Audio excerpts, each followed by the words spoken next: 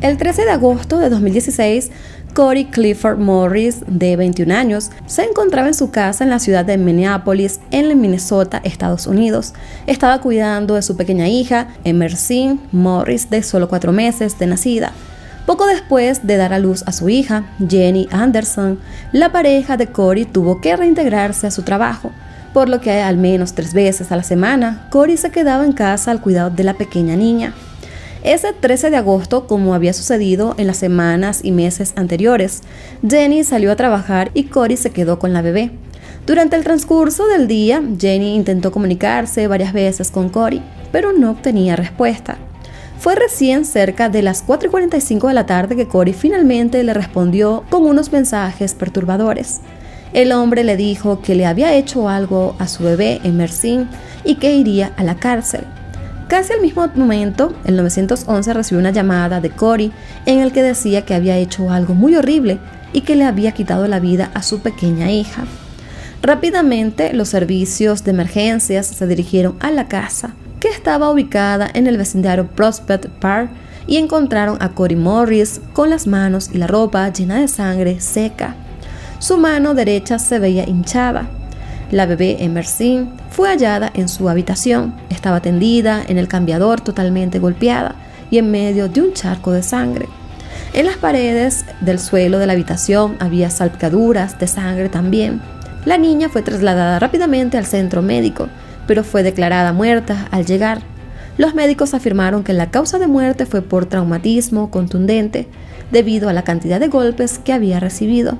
Corey golpeó a su hija 22 veces, 15 de las cuales fueron con el puño cerrado y otras 7 veces fueron en su pequeño pecho. La escena era totalmente desgarradora. Corey había golpeado salvajemente a su hija de solo 4 meses, pero para la policía era importante saber qué lo había llevado a cometer este acto tan atroz. Cuando fue interrogado en la comisaría, Corey dijo que ese día, mientras él miraba la televisión, Emerson estaba junto a él en el columpio y lo interrumpió haciendo sonidos. Según su descripción, la niña estaba hablando en lenguaje de bebé, o sea, con balbuceos. Este sonido al parecer le habría molestado, por lo que sacó a la niña del columpio, la llevó a su habitación y la colocó en el cambiador. Pero justo en ese momento, Emerson comenzó a hacer estos sonidos nuevamente, lo que lo llevó a golpearla para que se callara. Esta versión de Corey no tenía ningún sentido para los detectives. No parecía haber una explicación lógica. La bebé simplemente estaba balbuceando, no había un ambiente tenso o de frustración y tampoco Emerson había llorado todo el día. Pero esto no quiere decir que si la bebé lloraba era una justificación para golpearla, para nada. Pero en muchos casos similares, los agresores se excusan diciendo que el bebé lloraba mucho, o que era inquieto, o que la persona tenía un grado de ira o de frustración por el cansancio, o cualquier otra excusa para haber actuado de manera irracional. En este caso, no parecía haber nada de esto. En el interrogatorio, Corey simplemente admitió los hechos y dijo que llevaría el recuerdo de haber asesinado a su hija por el resto de su vida y que debería ir a la cárcel. Ese mismo día, el hombre evidentemente fue arrestado y posteriormente se le acusó de asesinato intencional en 2º grado. El tribunal lo mantuvo en prisión con una fianza de $2 millones. En un intento por comprender el comportamiento de este hombre, de Corey, la policía entrevistó a los familiares del chico y estos aseguraron que él había estado luchando con una enfermedad mental durante algunos años. Al parecer, Corey sufría de depresión severa y esquizofrenia. Él había estado tomando sus medicamentos hasta el mes de junio de ese año, cuando decidió dejarlos por completo. Jenny Anderson, la pareja de Corey, dijo que él si bien tenía un humor volátil, con el que podía pasar de la alegría al enojo fácilmente, Corey nunca había sido una persona violenta o agresiva, y que ella se sentía segura dejando a su pequeña hija con su pareja porque ya lo había hecho en otras ocasiones y simplemente no había pasado nada. Anteriormente, Corey había expresado a sus seres queridos que escuchaba voces y además había notado que tenía ciertas características de una persona con depresión, por lo que en agosto de 2015 su familia había intentado conseguirle ayuda psicológica. Sin embargo, la mayoría de las veces Corey rechazó esta ayuda, y las veces que lograron convencerlo en el centro de salud mental donde pretendían ingresarlo, les dijeron que no habían camas disponibles. Cuando fueron cuestionados por la policía sobre por qué dejarían a la bebé bajo el cuidado de Corey, tanto su novia como su familia dijeron que jamás se imaginaron que él podría hacerle daño a Emerson de esa forma, sino que les preocupaba que él pudiera hacerse daño a sí mismo, mas no pensaron que pudiera hacérselo a un tercero. En una publicación de Facebook, Jenny Anderson dijo que no tenía palabras para describir el dolor inmenso que estaba sintiendo en ese momento, ya que su pequeña hija era su mundo. Afirmó que su corazón estaba totalmente destrozado y que solo le consolaba saber que su bebé ahora estaba con Dios. En una rueda de prensa, el fiscal del condado, de nombre Mike Freeman, dijo que este caso iba más allá de lo comprensible y que como padre y abuelo le resultaba muy difícil comprender las acciones brutales que fueron cometidas por Corey. En esa ocasión, el fiscal Freeman dijo también que la fiscalía buscaría una evaluación psicológica completa y exhaustiva para determinar el estado mental de Corey. Ya para el 3 de abril del año 2017, Corey renunció a su derecho a un juicio con jurado y se procedió a hacer un bifurcado, que consiste en un juicio en dos partes. Durante el juicio, sus abogados presentaron testigos expertos que argumentaron que Corey presentaba síntomas de enfermedad mental en el momento del asesinato y que ya tenía además antecedentes de enfermedad mental. La defensa presentó el informe del psiquiatra, del doctor Lawrence Pansiera, quien dijo que Corey Morris estaba demasiado enfermo mentalmente como para ser consciente y responsable de sus acciones. El doctor Pansiera confirmó que Corey sufría un trastorno esquizoafectivo y que al momento del crimen estaba sufriendo un defecto de razón que le impedía comprender la naturaleza del delito o que estaba haciendo algo incorrecto. También añadió que Corey estaba muy confundido y psicótico en el momento en que él golpeó a su pequeña hija y lo describió como una persona delirante e irracional. No obstante, el doctor Pansiera estuvo de acuerdo en que una persona que sufre una enfermedad mental puede conservar la capacidad de distinguir entre lo que es el bien y el mal. Por otro lado, la fiscalía presentó el testimonio del doctor Shane Wernsin, otro psiquiatra forense que también dio el diagnóstico de trastorno esquizoafectivo, pero aseguró que a pesar de esto, Corey podía comprender lo que había hecho y la ilegalidad de su acto. Pero el doctor Wernsin señaló las conversaciones que Corey tuvo con su madre, la policía y el operador del 911 después de golpear salvajemente a Emerson, las cuales sirven como evidencia de que él sabía que estaba golpeando a la bebé y que eso estaba mal. La fiscalía presentó también los testimonios de los vecinos de Prospect Park, quienes afirmaron haber visto a Corey caminando por el vecindario.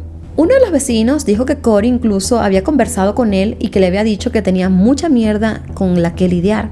También habló por el teléfono con su madre y con Jenny Anderson, donde dijo que tendría que lidiar con lo que hizo y que luego iría a la cárcel.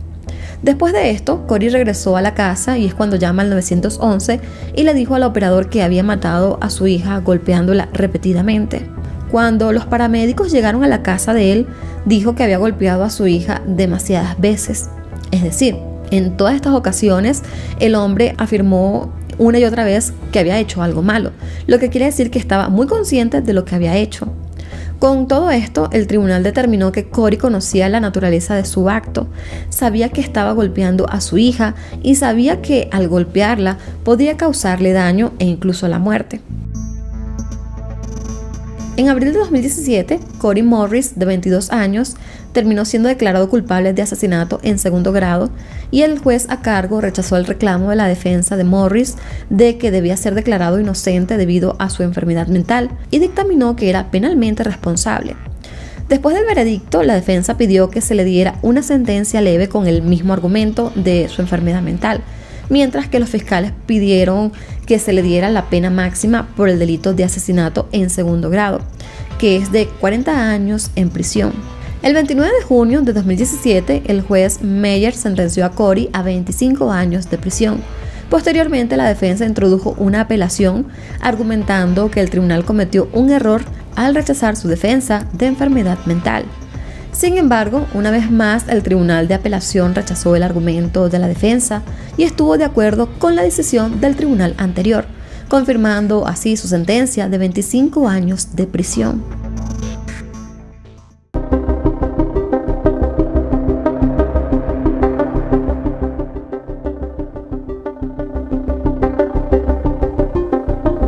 Para el 16 de marzo de 2024, alrededor de las 5:19 de la mañana, el Departamento de Policía de Wayne, en Michigan, recibió una llamada de una mujer que alertaba sobre una niña de 8 años que no respiraba.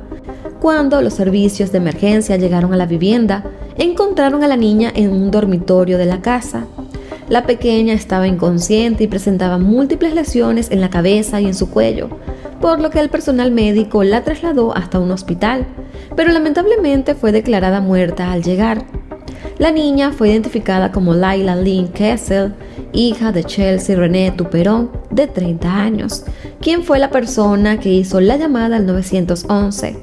Chelsea fue cuestionada inmediatamente por las heridas que tenía su hija, pero durante su declaración inicial, ella dijo que su hija se había caído por las escaleras y esto produjo las lesiones que tenía.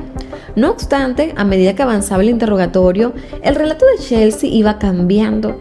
Durante este interrogatorio, los agentes notaron que Chelsea tenía la mano derecha inflamada y al interrogarla sobre sus heridas, ella comenzó a dar unas explicaciones bastante extrañas. Chelsea juró que ella no había ocasionado las lesiones de su hija y que podía parecer una locura, pero que habían espíritus malignos que habían poseído a Layla. Chelsea señaló que una mujer apareció de la nada y esta comenzó a agredir a Layla, quien después de eso empezó a comportarse de manera muy extraña. Evidentemente para los oficiales era difícil creer esta versión, sobre todo cuando llegaron los resultados del examen forense. El informe médico desmintió que la niña tuviera lesiones por una caída de las escaleras y en cambio parecía haber sido golpeada brutalmente. La causa de la muerte fue por un traumatismo contundente masivo en la cabeza, el cuello, la cara, que le provocaron una hinchazón excesiva en el cerebro.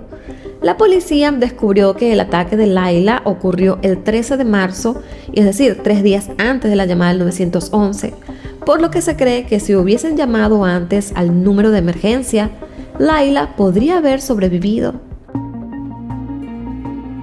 Los familiares y amigos de la niña, nacida el 27 de junio de 2015, afirmaron que desde que ella nació, Layla se convirtió en una luz radiante para todos los que la conocieron. Siempre tenía un gran entusiasmo por aprender y era muy alegre. Su madre, Chelsea Duperón, y su padre, George, se separaron cuando ella era tan solo una pequeña y Layla se quedó viviendo con su madre. Para el momento de los hechos, ella estudiaba 3er grado en la escuela primaria. Layla era descrita como una niña muy enérgica, divertida, curiosa e ingeniosa que le gustaba disfrutar, salir a jugar al aire libre y sentía un gran amor por la música. Especialmente le gustaba Taylor Swift. Layla vivía con Chelsea, pero también con el novio de ella, cuyo nombre se ha mantenido en privado en este caso. Este hombre le dijo a los oficiales que el 13 de marzo, cuando llegó del trabajo, encontró a Layla tirada en el suelo. Estaba herida y en medio de un charco de agua. Dijo que cuando habló con Chelsea al respecto, ella comenzó a hablarle de un fantasma que vivía en el sótano y que había atacado a la niña. El novio también afirmó que no pensó que era su responsabilidad buscar atención médica para Layla, por lo que decidió no llamar al número de emergencias, ya que consideraba que era su madre quien tenía que encargarse de ella. Los familiares, por su parte, dijeron a las autoridades que ella tenía problemas con el alcohol. La policía descubrió que el 14 de marzo ella había acudido a una tienda local para comprar pañales, vaselina y alcohol. Por otra parte, cuando Layla fue encontrada por los servicios de emergencia, ella tenía puesta un pañal. Este asunto de los pañales realmente es escalofriante, ya que indica que Chelsea era consciente de la situación crítica que vivía su hija, que no podía ni levantarse debido a sus heridas, y le pareció más fácil ponerle un pañal que llevarla hasta un hospital. Finalmente, después de ser presionada en este interrogatorio, Chelsea terminó admitiendo haber golpeado salvajemente a su hija el 13 de marzo.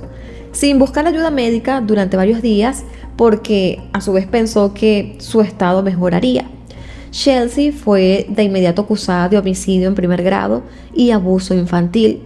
Ya para el 19 de marzo de 2024, la fiscalía formalizó los cargos en su contra por la muerte de Layla. Durante la audiencia, Chelsea mostró una actitud burlona en el tribunal. Ella estaba sonriendo en varias ocasiones mientras se declaraba inocente de cada uno de los cargos.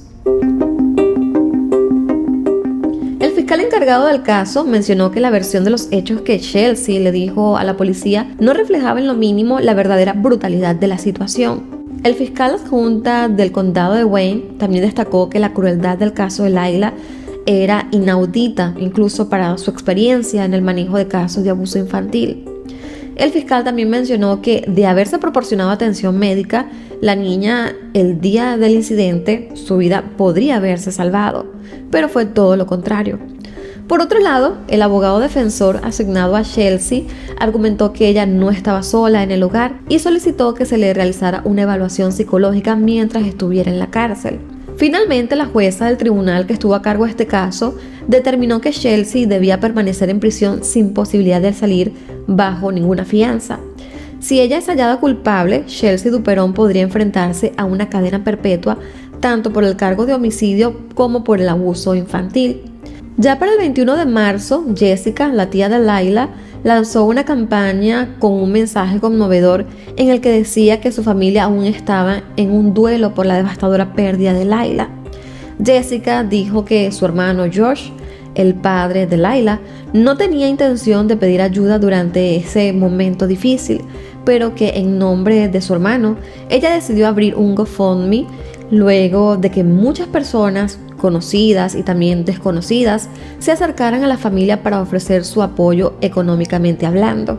La finalidad de esta campaña básicamente es para cubrir algunos gastos y también asistir financieramente a Josh para que pueda tomarse el tiempo necesario para procesar la pérdida de su hija. Jessica también mencionó que la familia buscaría trabajar en conjunto para lograr cambios en el sistema para prevenir más tragedias innecesarias y añadió que iniciarían una campaña para aprobar la ley de Layla, aunque no explicó exactamente en qué consistiría. Aunque Jessica no se refiere directamente a las razones por las que Layla no estaba con Josh, ella también hace alusión a que Chelsea pudo haber hecho denuncias falsas para poder quedarse con la custodia de la niña.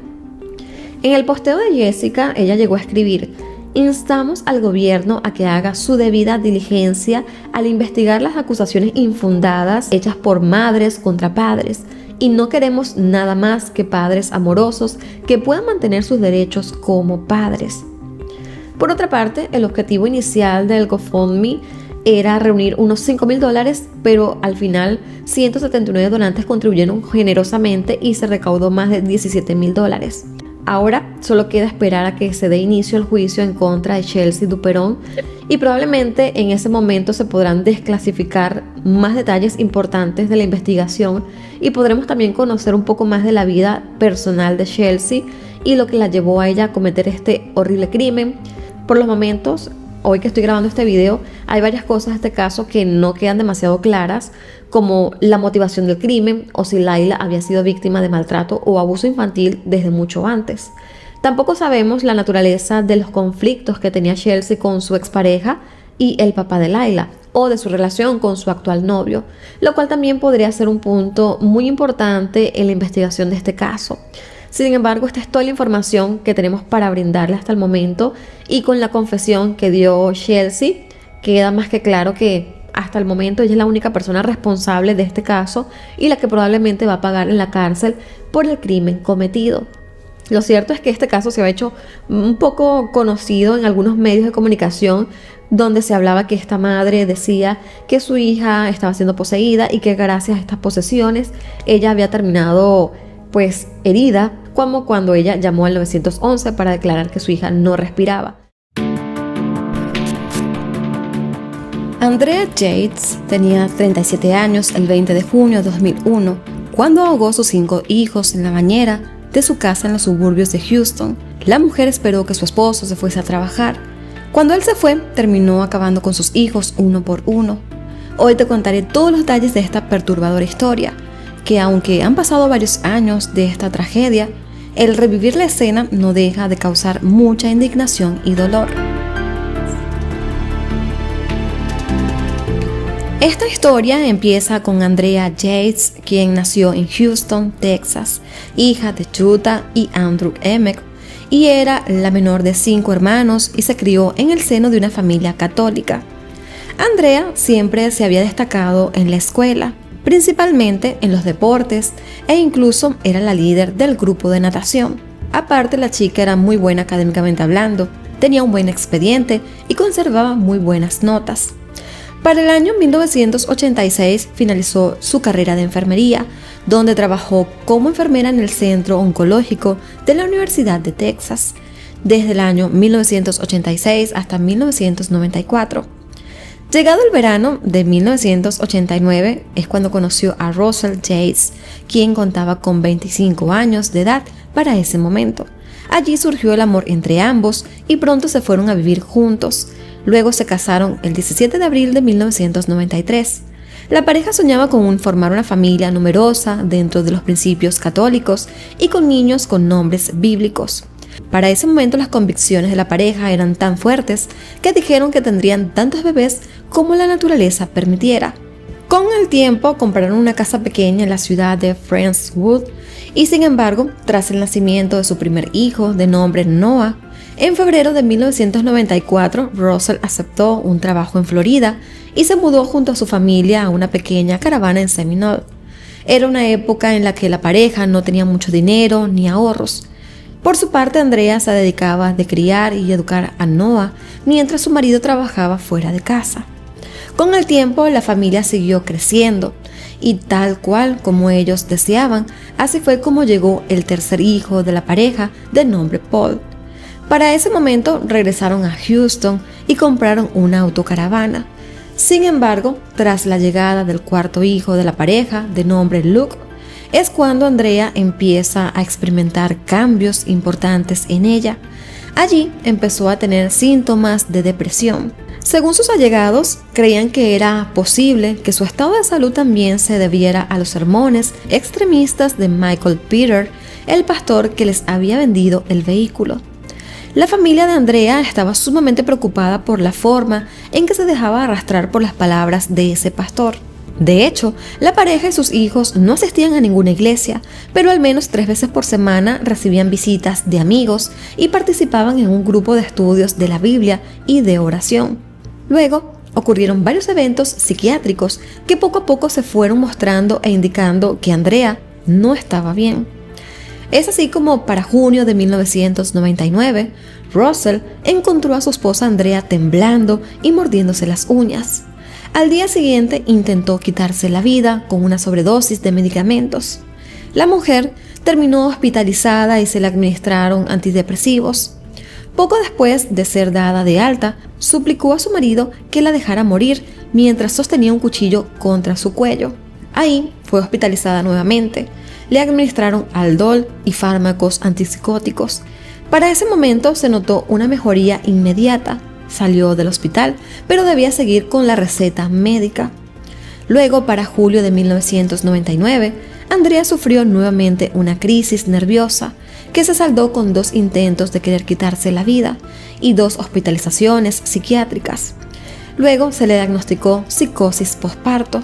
Llegado a noviembre de 2000, se le aconsejó a la pareja de no tener más hijos.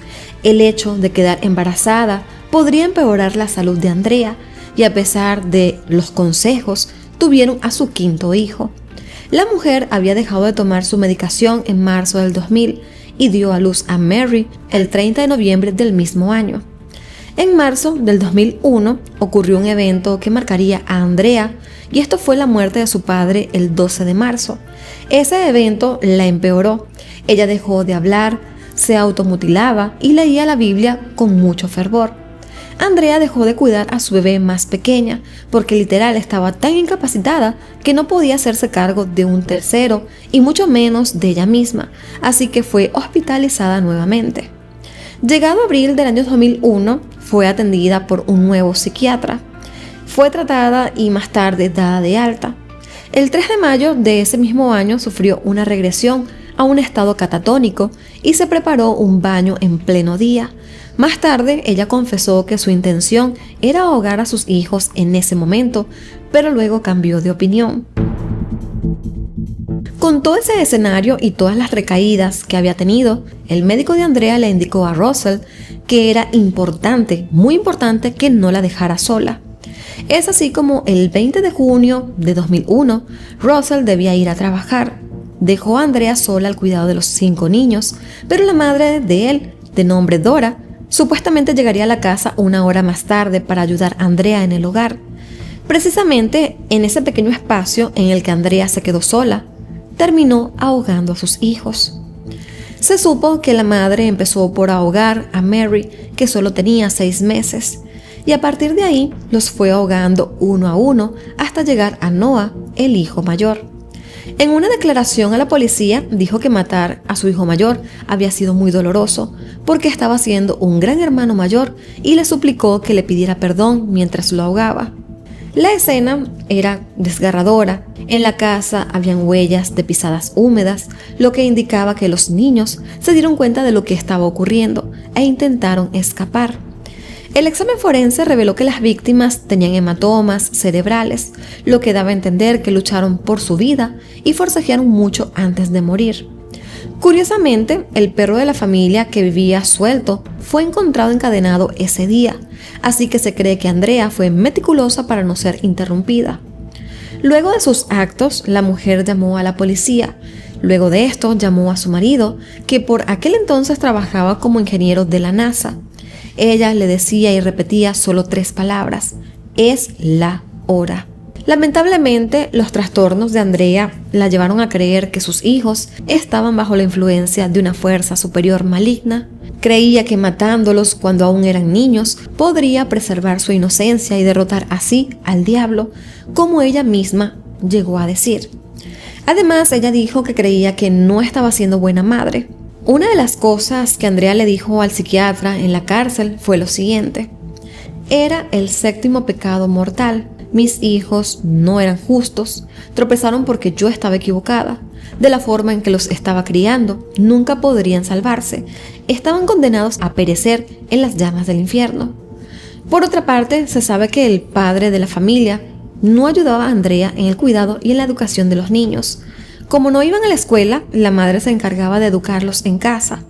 Russell decía que no quería que los niños estuvieran rodeados de otras personas que pudieran desviarlos del buen camino. Es así como la suma de otras decisiones de la familia, Andrea acabó viviendo muy aislada del mundo con sus 5 hijos, con mucha responsabilidad y con una salud mental muy débil. La adhesión de la familia a los principios de este estilo de vida Kieberfall, que anima a las parejas a tener varios hijos, siempre ha sido algo importante para Russell, y eso era lo que ellos estaban intentando hacer. El esposo, a pesar de que se lo había aconsejado el médico de Andrea, empezó a dejar a su mujer sola con los niños en las semanas previas a los ahogamientos, y esto fue durante breves periodos de tiempo, quizás con la esperanza de mejorar la independencia de su mujer. Incluso llegó a decir que tenía la intención de dejar sola a Andrea durante 1 hora por la mañana y por la tarde para que no se volviera totalmente dependiente de él o de su madre. Creo que en este punto Russell no comprendió la gravedad de la situación o la delicada salud de su esposa. En marzo de 2002, el jurado denegó la defensa por demencia y declaró a Andrea culpable. El tribunal condenó a Andrea a cadena perpetua con posibilidad de libertad condicional a los 40 años. Esa sentencia fue anulada en el 2005 después de que el psiquiatra del Dr. Park Dietz admitiera haber dado falso testimonio. Resulta que este doctor testificó que poco antes de los asesinatos, en un episodio de la serie de televisión de Ley y Orden, se emitió el caso de una mujer que había ahogado a sus hijos y había sido absuelta por demencia. La escritora Susan O'Malley, que cubrió el juicio, anunció inmediatamente que no existía ese episodio. El Tribunal de Apelaciones sostuvo que el jurado se había visto influido por esa falsa declaración y que sería necesario celebrar un nuevo juicio. Ahora, el 9 de enero de 2006, Andrea Yates se declaró no culpable por motivos de demencia.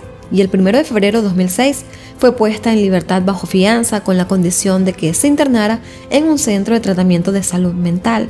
Ya para el 26 de julio de 2006, después de 3 días de deliberaciones, el jurado declaró a Andrea no culpable por razón de demencia, según la definición del estado de Texas.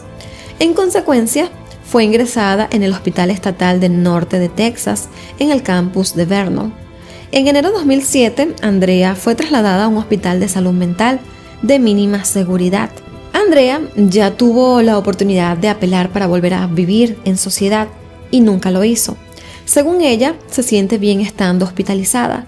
Pasa la mayor parte del tiempo pintando y escribiendo tarjetas que luego las vende por correo a la Fundación Infantil de la cárcel y el hospital. Por otra parte, su exmarido Russell solicitó el divorcio, que se le fue concedido en el 2005. Afirma que siempre culpó a la enfermedad de la muerte de sus hijos y no a su esposa directamente. Russell también llama a su exmujer una vez al mes y la visita una vez al año para mantener una relación cordial. Y en cuanto a dónde está ahora, es un poco difícil de determinar, ya que prefiere mantener un perfil bajo. Y aunque algunos dicen que Russell ya no trabaja en la NASA, su perfil muestra que sigue ostentando el título de ingeniero superior de sistemas en el Centro Espacial de Johnson de Houston. Y en cuanto a las relaciones, Russell se volvió a casar en el 2006 con Laura Arnold, a quien conoció en la iglesia, pero luego se divorciaron y hoy tienen un hijo en común, un niño que ahora tiene 15 años. Y es así como lamentablemente termina esta historia. Creo que de todos los casos que les he podido comentar en este canal, donde una madre termina asesinando a sus hijos, que evidentemente todos son aberrantes, en este en particular siento un poco de empatía hacia la madre, porque siento que a pesar de todo Andrea tuvo como muchas señales en muchos momentos en que su estado de salud mental estaba muy débil, era muy preocupante y era un peligro tanto como para ella como para sus hijos. Y aún así no sé qué fue lo que falló aquí, si fueron los médicos que no alertaron lo suficiente o que realmente no era algo predecible que ella pudiera terminar asesinando a sus hijos, aun cuando ella en el pasado había dicho que había intentado hacerlo y cuando incluso ella se había intentado quitar la vida en más de 2 ocasiones. Entonces siento que sí, evidentemente hay una enfermedad y lo exteriorizó en muchas ocasiones y aún así ella estuvo expuesta a seguir conviviendo con su familia, pero no sé si evidentemente no esperaron o no dimensionaron que algo así tan grave pudiera suceder.